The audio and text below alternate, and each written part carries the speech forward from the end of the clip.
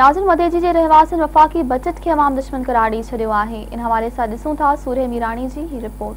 पारां जेका हीअ 2020-21 जी जेका बजट पेश कई वई आहे उहा सरासर जेका इहा इंसान दुश्मन, मज़दूर दुश्मन ऐं मुलाज़िम दुश्मन जेका हीअ बजट पेश कई वई आहे। हीअ जॾहिं इमरान ख़ान जॾहिं पाण इक़्तिदार खां ॿाहिरि हूंदो हुयो, जॾहिं हुननि मुज़ाहिरा कया, हुन डी चौक ते वेही हुन जेके ऐलान कया हुआ, हुन हुकूमत में अचण खां बाद में जेके ऐलान कया त असां जेके घर ठाराईंदासीं, हेतिरियूं नौकरियूं ॾींदासीं, उन्हनि ते त हुननि हिन वक़्त ताईं अमल न कयो रहंदो। जेका हीअ जेका मुल्क दुश्मन, अवाम दुश्मन जेका हुननि बजट पेश कई आहे, जंहिं करे हितां जो जेको ग़रीब उहो वेतर ग़रीब थी वियो आहे ऐं जेके अमीर आहे उहो अञा अमीर तर थी वियो आहे। डेली वेजिस ते कमाईंदड़ माण्हू आहिनि, उन्हनि जे मथां पोरियत तबिके जे मथां, मज़दूर लेबर जे मथां जेको बर्डन पवे थो उहो अवां कुझु महीननि जे अंदरि, कुझु ॾींहंनि जे अंदरि अवां उहो ॾिसणु शुरू कंदव त कीअं महांगाई जो हिकिड़ो तूफ़ान जेको आहे सो क्रिएट थो थिए।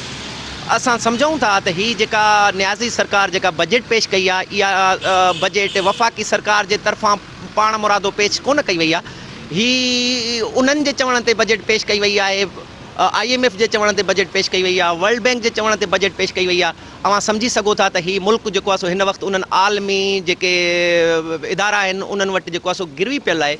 ऐं न्याज़ी सरकार खे इन शइ जी कंहिं बि क़िस्म जी का ॻणती कान्हे का त मुल्क जो जेको सिस्टम आहे उहो इन बजट खां पोइ कहिड़े तरफ़ वेंदो, या जेका महांगाईअ वारो जेको तूफ़ान क्रिएट थींदो उहो आम माण्हूअ खे कहिड़े हंधि ताईं वञी पुॼाईंदो। असां नथा सम्झूं त हिन खे कंहिं क़िस्म जी का अहिड़े क़िस्म जी मुआशी टीम आहे जेका इन्हनि शयुनि जे हवाले सां को बहितर नमूने सां सोचे सघे।